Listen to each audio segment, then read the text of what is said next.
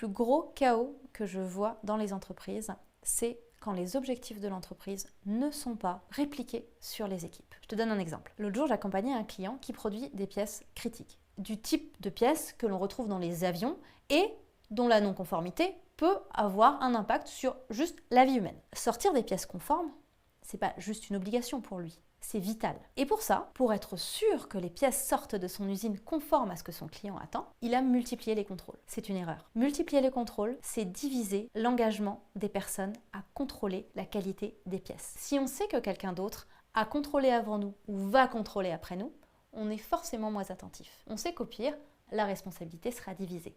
On n'est pas réellement responsable. La problématique, quand une pièce n'est pas conforme, c'est que souvent, la personne qui l'a contrôlée n'a aucune nouvelle de la pièce une fois qu'elle est sortie de l'entreprise. Si tu veux vraiment que tes équipes travaillent sur la conformité des pièces, objective-les dessus. La pièce non conforme doit revenir entre leurs mains.